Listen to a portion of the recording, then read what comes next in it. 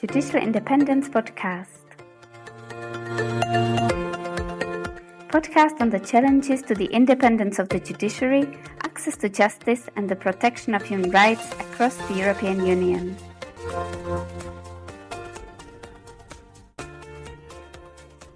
Welcome to this 10th episode of the Judicial Independence Podcast. I'm Karolína Babická from the International Commission of Jurists, and today we're discussing the just released report of Human Rights in Practice and the ICJ called Justice Under Pressure, Strategic Litigation of Judicial Independence in Europe. It is a final report of our Rule of Law for Lawyers project, on which we have now been working for 2 years, seeking to strengthen the rule of law by supporting strategic litigation protecting judicial independence. I'm happy to have Helen Duffy from Human Rights in Practice here today, who has been working closely with us throughout the project and who is one of the main authors of the report to tell us more about the report and its findings. Helen Duffy is a professor at Leiden University of International Humanitarian Law and Human Rights and a director of Human Rights in Practice.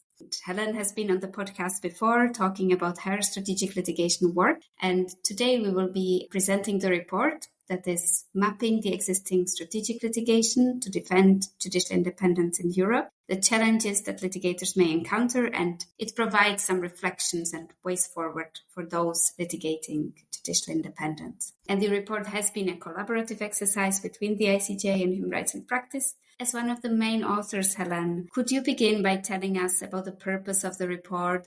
What did we aim to find out? And how do we see the report being used by practitioners? Well, thanks so much for having me back, Karolína, and thank you for involving me in this really interesting project. The main purpose of this report was really just to understand what kind of litigation is underway across the European Union in response to these diverse and rising challenges of encroachment into judicial independence and undermining of judicial independence and the rule of law. So we tried to understand, of course, first of all, the context. What are those challenges?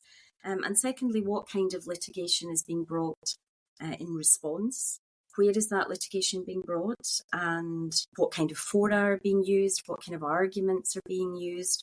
What kind of outcomes are we seeing? What kind of strategies are being employed, both inside the judicial process and outside that process in terms of communication and advocacy, for example? And ultimately, what kind of impact is this diverse and interesting array of litigation actually having?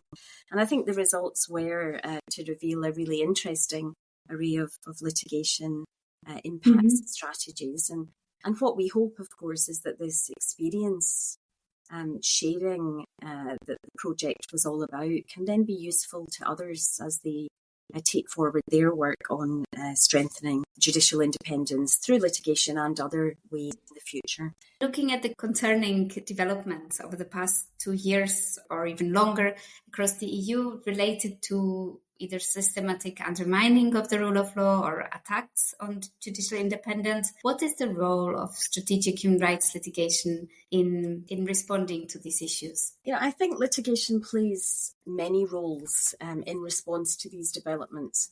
I mean, I think that just to say that those developments are many and varied, so the ways in which judicial independence has been undermined is very much reflected in the litigation that we see. So, for example, the ways in which appointments procedures or removal procedures have been altered or abused, the way in which judges' conditions of work have been changed, the way in which retirement ages have been altered, and the organisation of court structures, the powers the courts have. So that's to say that I think the encroachment into judicial independence sometimes is very direct, the removal of judges that oppose government, for example, the disbanding of a high judicial council and the filling of that council with judges that are seen to be loyal to the state. But sometimes it's much more insidious, and it's what we might think of as a wolf in sheep's clothing. So you get these encroachments into judicial independence that are presented as reform or accountability. So I think litigation has been about addressing all of those myriad problems that have arisen, exposing those problems, trying to ensure some kind of accountability for those problems, and of course trying to bring about concrete change in terms of strengthening the rules, ensuring that those judges that have been treated inappropriately, whose rights have been violated, have some kind of redress, and ultimately about strengthening judicial independence and the rule of law for the benefit of all. Thanks a lot. In the report, we map some of the existing practice on strategic human rights litigation for judicial independence. And you yourself, you have a significant experience leading such litigation. So could you tell us about the kinds of cases that have been brought in Europe and what was the impact of such litigation up to date? So we really have seen, a vast array of different types of cases, dealing with this whole host of different issues and different ways in which judicial independence has been limited or curtailed. And we've also seen cases being brought before very diverse fora by different types of applicants and involving different types of legal norms and procedures. So internationally, for example, some of the leading litigation has actually been before Court of Justice of the European Union, for example, which is not always the leading human rights court, we might say, but certainly on this has played a key role. So we've seen referrals there from national courts to that regional court, where national courts have therefore been the trigger inviting the engagement of the community court. We've also seen very exceptionally infringement proceedings brought by the Commission to that court. More often, we've seen cases before the European Court of Human Rights, brought by individual judges, often supported by NGOs, associations, and others. Internationally, we've also seen cases at the UN Human Rights Committee, for example, and there are other fora other avenues or venues that we explore in the report that have not been used as much to date, but that may provide opportunities and venues in the future. And then nationally, we've seen a number of different courts, including constitutional courts, being engaged on these cases and addressing a whole host of different issues, from appointment procedures to removal to reorganisation of the judiciary. So litigation, like the challenges to judicial independence, litigation has been very diverse. And I think there's been a really creative use of an array of different types of litigation by judges and advocates in this context. And this has arisen in now many European Union states. We focused on 8 target countries and drew on litigation from all of those eight countries. In terms of the impact, it's a difficult thing always. I've spent quite a lot of my career looking at issues around strategic litigation and impact, but it's a very imprecise process. You don't identify very clearly exactly what is the impact of any one case or even group of cases. But in some situations, we do see very concrete impacts where a case might have directly led to the suspension of particular measures that were being brought to bear against particular judges. More often, though, it's much more subtle, the impact that cases have, and often much more incremental. So quite often, I think the cases will help to clarify and to bring to bear what are the international standards that apply to judicial independence. And how are they relevant to this situation? And we see a number of cases that have fleshed out the obligations of states and clarified what judicial independence requires of states. And of course, we can think about impact in a more immediate way in terms of the impact on those whose rights are violated. And that's very often the judges here, independent judges who are, for example, removed from office. And I think for them, many of these cases have provided really important vindication of their rights and of the reasons why their often distinguished careers were truncated because of, for example, the independence or opposition, the independence they demonstrated or the opposition they gave to government measures that violated human rights, for example. So I think we see lots of different sort of direct and indirect, immediate and longer term ways in which this litigation makes a difference. It doesn't solve the problem, but I think it has exposed problems. It's exposed the need for reform. In some cases, it's helped to catalyse reform, legal reform, or broader structural reform. It's certainly drawn attention to this issue and often made what can be quite an abstract issue of threats to rule of law, threats to judicial independence. And it's, I think, given a human face quite often to those problems and looked at how they impact on real human beings when judicial independence is compromised. Thank you. Thank you so much, Helen, for this really insightful look into the impact of the strategic litigation. And I mean, there are also quite a few challenges that both those that are bringing the cases or maybe those that are concerned by the cases have to face.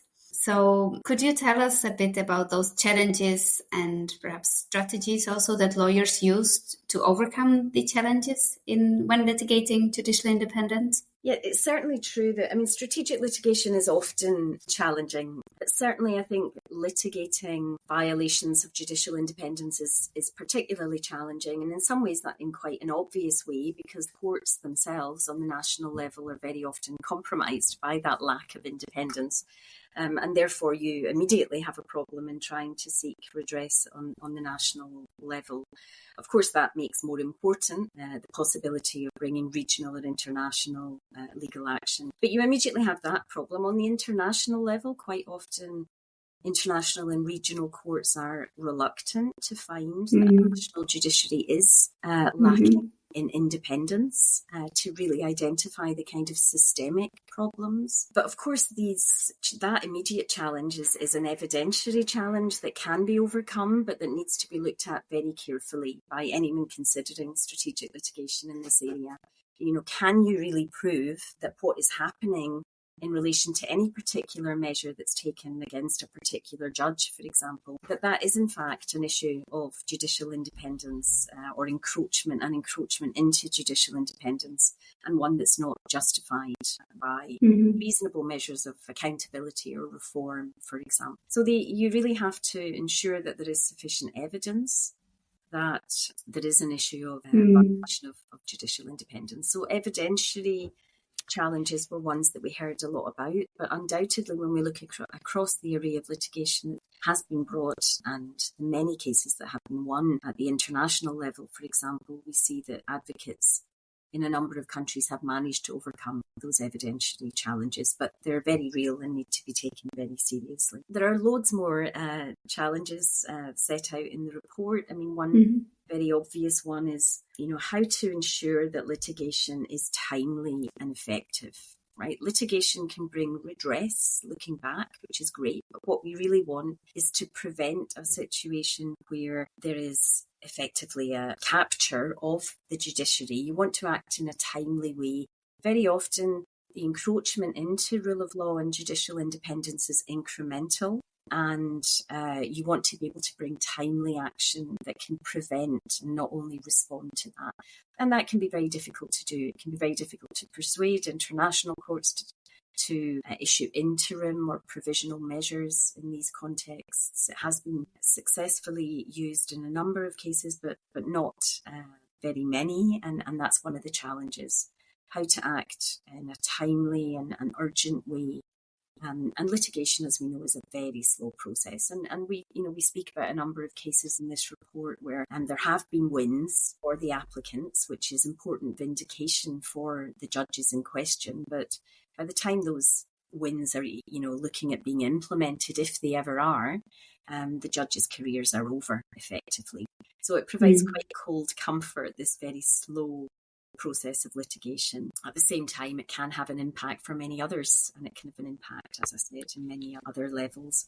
Huge challenges with implementation was something that was brought up recurrently in our discussions with judges and lawyers over the past few years. And this goes way beyond the problem of judicial independence. It's a systemic problem and one that I would say that is almost at crisis point is the very poor levels of implementation, the worsening levels of implementation of international human rights litigation. So that's clearly an issue that needs to be taken seriously. And when you're looking at an issue like judicial independence that requires systemic change, implementation is particularly slow. and often lacking. So that's a huge challenge. There are many other types of challenges, and some of them are more particular to the nature of judges as applicants. They may be reluctant to bring claims. They'd prefer to be on the other side of the bench, if you like, to be reaching the judicial decisions rather than having to bring the claims. The public, I think we spoke about this in one of our earlier discussions on the podcast, the public may not always engage with the importance of this issue. Why does rule of law, what even is that? And why does judicial independence matter to us? Is it all about protecting the rights of these elite judges as they may be seen? And so I think there is a big challenge to really educate the public and all of us, and NGOs even working on human rights, to take this issue as seriously as it needs to be taken, and to ensure that litigation that does happen is part of a broader movement for change to strengthen the rule of law and not just something that happens in isolation. So I think there's lots of challenges ahead, but there's also an incredible amount of positive experience of bringing litigation with a whole array of different impacts that have been exposed by this project. Thanks a lot, Helen. You have experience from working basically, I think, in all the regions of the world. And so how do you think that the rule of law and judicial independence situation in the EU mirrors the developments globally? What are the parallels and the differences between rule of law backsliding in the EU and elsewhere? What lessons should Europe take from what is happening elsewhere? Yeah, gosh, that's a difficult question. I think it's a good one, and I think it's a really important one, actually. That I think the backsliding that we are seeing in the EU is very much a global phenomenon. Perhaps the EU and the values and standards that it's always represented and promoted in the world are really being questioned now. So, of course, the EU is sadly losing, I think, a lot of its authority on these issues, because many of the same issues that it's lectured to other states on are being experienced in the EU space as well. But it is a global phenomenon. If you look at the work, for example, of the UN Special Rapporteur, we see many of the same issues that we've exposed in this report, sometimes in more dramatic form, although if we look at what we've seen in countries like Poland and Hungary, extremely comparable incremental encroachment into judicial independence until you effectively have capture of the judiciary. We see that in many countries around the globe. I mean, from my own work, I would say examples would include Tunisia, Turkey, Guatemala. And, the issues that we're seeing coming up there with undermining of the judiciaries and rule of law are very much the issues we're dealing with in our report.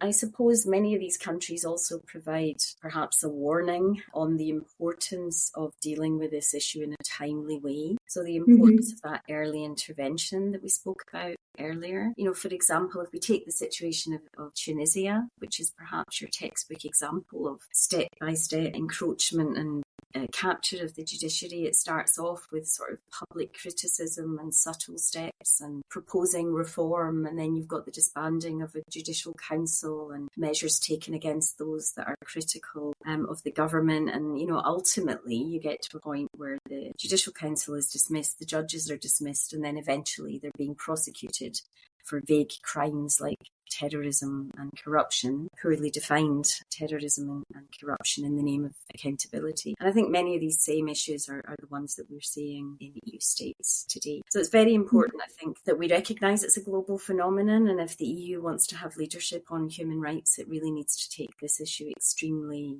seriously. It's also important, I think, that we look around and we take the warning signs from states like Tunisia and we act promptly within the EU in order to prevent further deterioration into a more critical situation. And perhaps just to say, Karolína, I mean, obviously it's also a broader phenomenon in terms of the politicisation of justice. I mean, right at the moment, many people are talking about the sanctions, the ICC, for example, from the United States. And, that's such a flagrant way in which the judicial process on the international level is at threat. And we also need to remember that we need to protect the role of our international human rights courts and tribunals as well as international criminal processes, and protect them from this kind of external politicized interference. So it's a troubling landscape, and it's an issue that could not be more serious for international rule of law and the rights of others. Thank you, Helen, for this great interview and for really giving us a good snapshot of the report, which I hope will be read and used